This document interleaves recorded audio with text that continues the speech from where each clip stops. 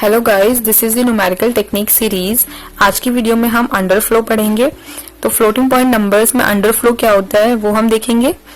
Underflow condition जब होती है जब फ्लोटिंग पॉइंट नंबर्स का जो एक्सपोनेंट की वैल्यू होती है वो इतनी कम हो कि जो लीस्ट वैल्यू है, जो लीस्ट एक्सपोनेंट स्टोर करने वाला होता है, उससे भी अगर कम हो जाती है एक्सपोनेंट की वैल्यू, तो उस कंडीशन को हम बोलते हैं अंडरफ्लो कंडीशन। ठीक है, तो अब एक बार डेफिनेशन देख लेते हैं। When the resultant number is too small, जो रिजल्टेंट नंबर है हमारा वो बहुत ही स्मॉल हो, मतलब जो बहुत ही ज्यादा छोटा हो जाए, हैविंग इस एक्सपोनेंट, जो हमारा रिजल्टेंट नंबर है, रिजल्टेंट नंबर का मीनिंग है इस टाइम एक फ्लोटिंग पॉइंट नंबर जो ऑलरेडी स्टैंडर्ड फॉर्म में है, जिसे हम स्टोर करने ही जा रहे हैं। ठीक है, उसमें दो चीजें होती हैं, एक होता है मेंटीसा और एक होता है एक्सपोनेंट। ठीक है, जो एक्सपोनेंट की वैल्यू है वो इतनी छोटी हो, लेस देन लीस्ट एक्सपोनेंट, जो लीस्ट एक्सपोनेंट हो उससे भी छोटी हो, that can be stored is called underflow. Least exponent होता है -99 और जो हाईएस्ट एक्सपोनेंट होता है वो होता है +99। तो हमेशा जो एक्सपोनेंट की वैल्यू है वो इसके बीच में ही होनी चाहिए, तभी जो है हमारी जो फ्लोटिंग पॉइंट नंबर है वो 8 बिट रिप्रेजेंटेशन में रिप्रेजेंट हो पाएगी, अदरवाइज हम उसे रिप्रेजेंट नहीं कर सकते। ठीक है, अगर सिंपल लैंग्वेज में बोले तो if exponent is less than -99, अगर जो हमारा एक्सपोनेंट है वो -99 से भी कम है, तो जो अंडर की फ्लो की कंडीशन है वो फुलफिल होती है और इस कंडीशन में हम जो है वैल्यू को हम रिप्रेजेंट नहीं कर सकते। ठीक है, अब इस चीज को हम एक बार एग्जांपल के थ्रू समझते हैं।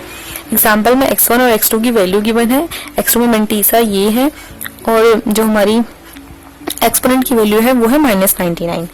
x2 में हमारी मेंटीसा की वैल्यू ये है और एक्सपोनेंट की वैल्यू है -99। अगर हम इन दोनों का एडिशन या सब्ट्रैक्शन करते हैं तो हमारे पास दो कंडीशंस होनी चाहिए।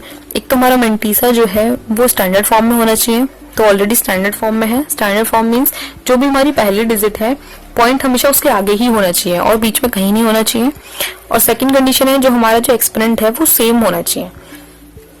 अगर हमारा एक्सपोनेंट सेम नहीं है तो हमें उसको सेम करना पड़ेगा। ठीक है, वो सेम कैसे करते हैं वो मैंने एडिशन वाली वीडियो में बताया है। तो अगर अब हमें एक बार इन दोनों का सब्ट्रैक्शन परफॉर्म करते हैं, क्योंकि हमेशा हमने एडिशन परफॉर्म किया है, तो एक बार सब्ट्रैक्शन का क्वेश्चन देखते हैं।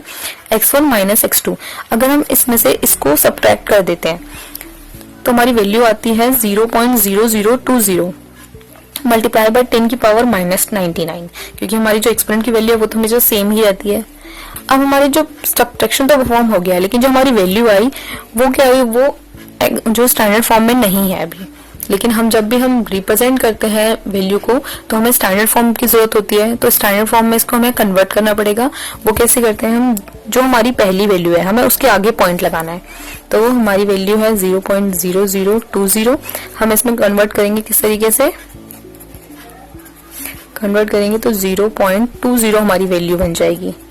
तो हमारा जो अभी पॉइंट है, जो हमारा पॉइंट मूव हुआ है, उसका सीधे डायरेक्ट इफेक्ट किस पे पड़ता है, हमारे एक्सपोनेंट की वैल्यू पे। तो जो हमारा पॉइंट है वो कितना मूव हुआ है, 2 पॉइंट मूव हुआ है, तो हम यहाँ लिखेंगे 2। अब इसे प्लस करना है या माइनस करना है, ये डिपेंड्स करता है कि जो हमारा पॉइंट है, जो डेसिमल पॉइंट है, वो किस साइड मूव हुआ है। अगर ये लेफ्ट साइड मूव होता तो हम यहाँ पे पॉजिटिव 2 करते। अगर ये हमारा जो है ये राइट साइड मूव हुआ है तो हम इसमें क्या करेंगे, नेगेटिव मूव करेंगे। ठीक है, तो हमारी जो वैल्यू बनी है वो है 10 की पावर -101। ठीक है, अब ये क्या है, ये 3 बिट्स में स्टोर होगी, 2 बिट में स्टोर हो ही नहीं सकती, क्योंकि 101 3 डिजिट हो चुकी है अब। तो हमारी आंसर है हमारा ये। ठीक है, एक्सपोनेंट इज लेस देन -99, जो हमारा जो एक्सपोनेंट आया है वो -99 से छोटा हो चुका है, क्योंकि ये वैल्यू माइनस में है। 101 बड़ी है वैल्यू, पता है हमें 99 से, पर ये माइनस में है तो ये इससे वैल्यू छोटी है। ठीक है, एक्चुअली में ये वैल्यू छोटी है। अब इस कंडीशन को हम अंडरफ्लो कैसे कहते हैं, जो हमारा जो लीस्ट एक्सपोनेंट था वो था -99, पर जो हमारी वैल्यू आई वो आई -101, मतलब हमारी जो लीस्ट एक्सपोनेंट था उससे भी छोटी हमारी वैल्यू आई है, तो इस कंडीशन को हम बोलते हैं अंडरफ्लो। अब इसको अंडरफ्लो कहते क्यों है, क्योंकि हमारा जो रिप्रेजेंटेशन का पार्ट होता है वो होती है 18 बिट्स, है ना। 8 बिट में हमें रिप्रेजेंट करना होता है, जिसका फर्स्ट बिट होता है साइन के लिए, 4 बिट होता है हमारा मेंटीसा के लिए, अगेन 1 बिट होता है हमारा साइन के लिए, जो कि एक्सपोनेंट के साइन के लिए होता है। तो लास्ट की जो 2 बिट्स हैं सिर्फ वही होती है हमारी एक्सपोनेंट के लिए। अब एक्सपोनेंट के लिए हमारे पास 2 ही बिट है और जो हमारी वैल्यू आई है वो है 3, तो हम 2 बिट में हम 3 वैल्यू को स्टोर तो नहीं कर सकते। अगर हम स्टोर कर पाते तो हमारा ये ठीक होती, हमारी जो फ्लोटिंग नंबर है वो हमारा एकदम करेक्ट होता, लेकिन हमारी जो वैल्यू है वो 3 डिजिट में आई है, तो हम इसको स्टोर नहीं कर सकते, और इस कंडीशन को हम बोलते हैं अंडरफ्लो कंडीशन, क्योंकि हम जो है हम अपनी वैल्यू को 8 बिट में रिप्रेजेंट ही नहीं कर पा रहे। ठीक है, इस कंडीशन को हम कहते हैं अंडरफ्लो। तो आज की वीडियो हम ऑल अबाउट अंडरफ्लो थी। ये एग्जाम में क्वेश्चन पूछा जाता है कि इसकी डेफिनेशन दो अंडरफ्लो की, और उसको एक एग्जाम्पल के थ्रू सॉल्व करके दिखाओ। तो हम इस टाइप का एग्जाम्पल लेके सॉल्व करके दिखा सकते हैं, और हमें बता सकते हैं कि अंडरफ्लो क्यों हुआ और हम इसे स्टोर क्यों नहीं कर सकते, क्योंकि हमारे पास एक्सपोनेंट की वैल्यू, एक्सपोनेंट के लिए सिर्फ 2 ही ब्लॉक्स होते हैं, और जो हमारी वैल्यू है वो 3 ब्लॉक्स में आएगी अब। ठीक है, तो इस कंडीशन को हम बोलते हैं underflow. Thank you for watching the video.